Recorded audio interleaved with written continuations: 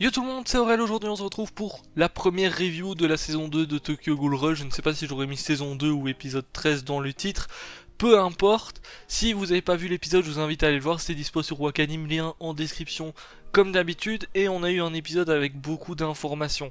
Alors, je le dis tout de suite, apparemment ça a été annoncé comme quoi la saison prendrait en compte toute la fin du manga et notamment bien que il y aurait que 12 épisodes si j'ai bien compris le truc. Bon, je sais pas trop si ça a été annoncé officiellement ou pas parce qu'il y a plein de rumeurs, d'informations un petit peu partout, mais apparemment ça serait le cas.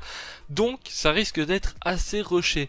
Du coup, si jamais vous avez lu le manga, n'hésitez pas à dire un petit peu les informations qui sont manquantes dans les épisodes, notamment si ici il manque une information qui vous semble assez importante, n'hésitez pas à le dire en commentaire. Si jamais vous parlez de ce qui va arriver plus tard dans la saison ou autre, n'oubliez pas de mettre le petit spoil dans le commentaire, comme ça évite aux autres personnes de, tout simplement se faire spoil n'importe comment.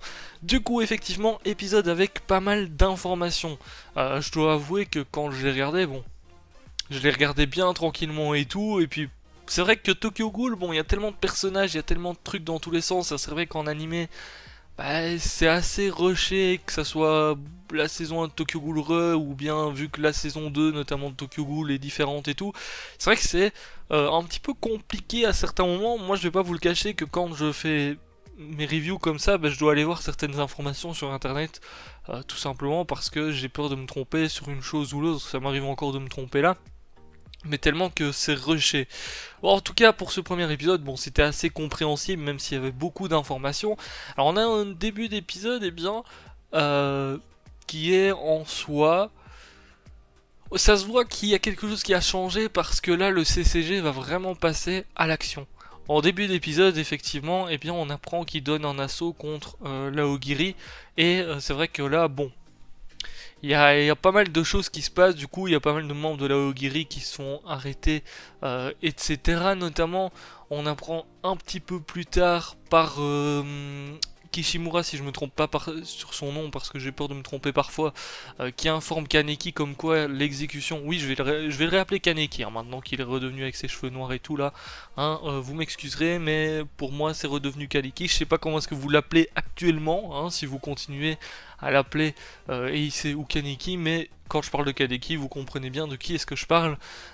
Du coup, eh bien, euh, on l'informe tout simplement comme quoi l'exécution d'Inami est programmée. Donc là, bon, on se doute qu'il a un petit peu récupéré sa mémoire, que du coup il se rappelle de ses relations qu'il avait, et on se doute un petit peu qu'il va pas laisser faire ça, hein, parce que Inami c'est un petit peu comme sa petite sœur, donc on se doute bien qu'il va vouloir réagir par rapport à tout ça, donc il va falloir qu'il informe un petit peu des personnes, on va dire, qui peuvent l'aider, hein, tout simplement, à faire quelque chose contre ça.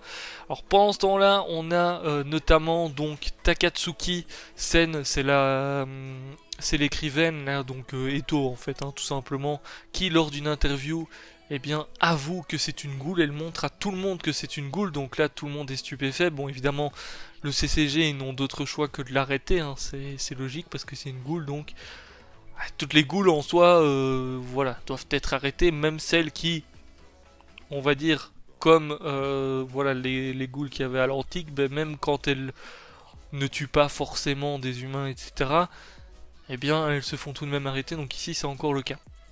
Et donc elle explique notamment, quand elle révèle justement que c'est une goule, que elle veut tout simplement un monde où les goules et les humains peuvent vivre ensemble, hein, tout simplement. Alors, je sais jamais en tout cas si je dois croire ce que Eto raconte ou pas, parce elle est assez chelou, ça se voit que quand elle parle, elle essaye un petit peu de manipuler et tout, donc je sais pas pourquoi elle a dit ça, dans le sens où dans tous les cas elle se faisait arrêter, donc c'est pas parce qu'elle dit ça qu'elle ne va pas se faire arrêter, dans tous les cas elle va être mise en prison, donc je sais pas trop pourquoi est-ce qu'elle dit ça comme ça. C'est vrai que c'est étonnant en plus de voir justement qu'elle révèle être une goule, etc. Bon, la connaissant, elle a très certainement un plan derrière la tête, et j'ai hâte de voir justement ce qui va se passer par rapport à elle, parce que c'est vrai que on la voit un petit peu en prison dans la suite de l'épisode, mais on n'a pas trop d'informations sur son plan en soi,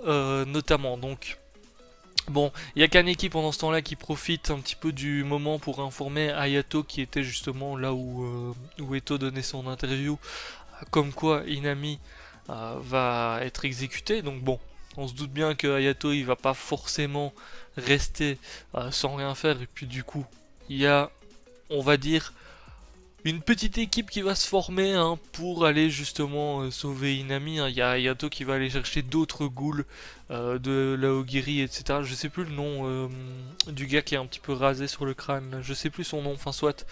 Je crois qu'il a une boucle d'oreille même, je sais plus son nom, c'est pas grave, bon, enfin soit. Hayato réunit justement plusieurs ghouls parce qu'il veut absolument aller sauver Inami, justement. Bon, il y a Eto qui se laisse, elle, capturée par le CCG, donc c'est là qu'on voit que effectivement elle avait un petit plan tout simplement dans sa tête.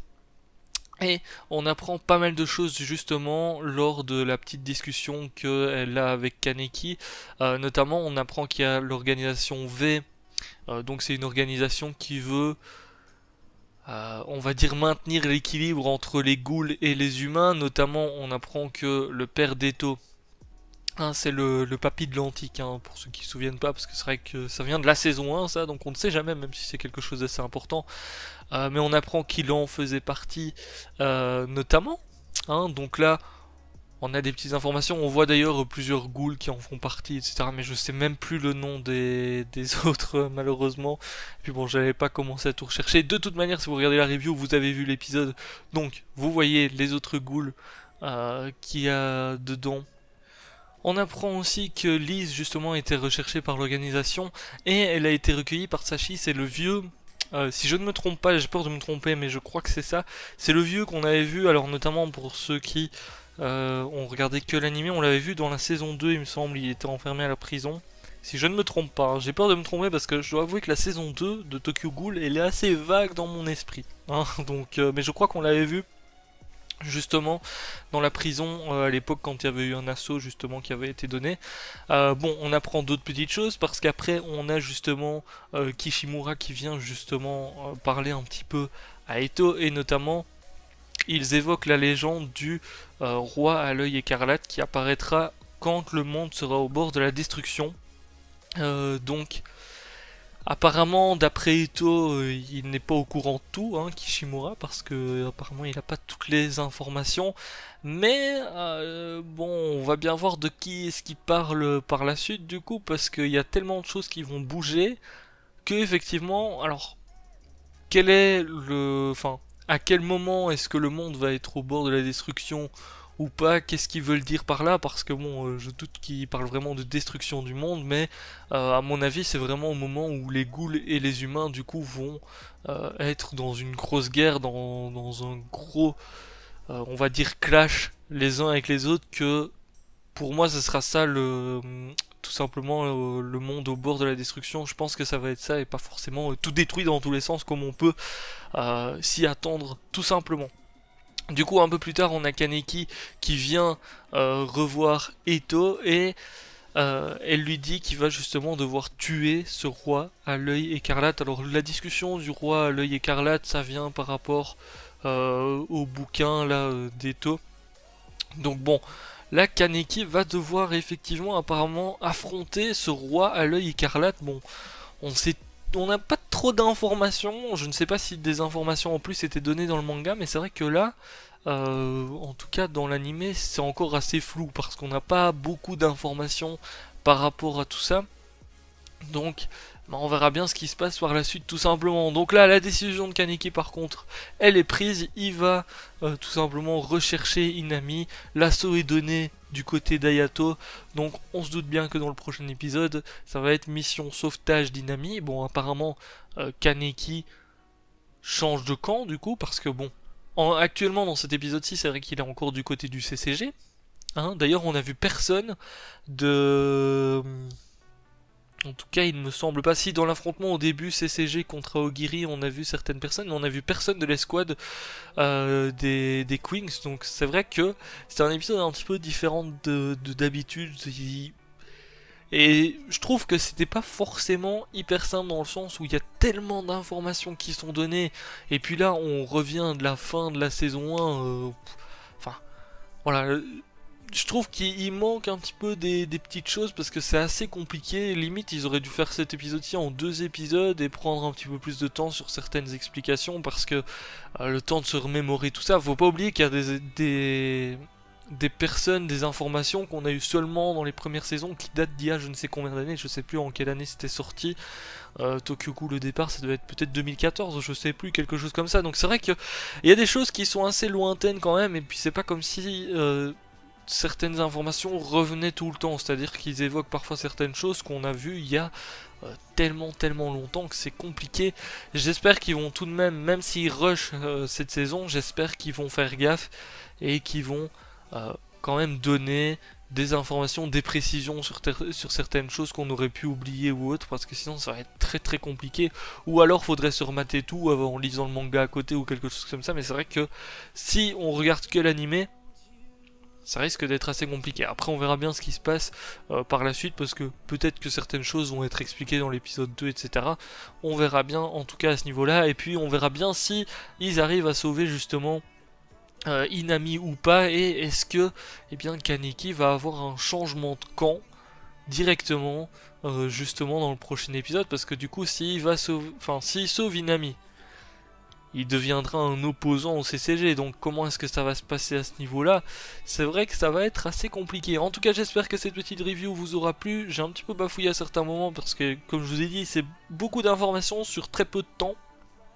Donc, même moi là, je vous dis, j'ai maté 2 fois l'épisode notamment.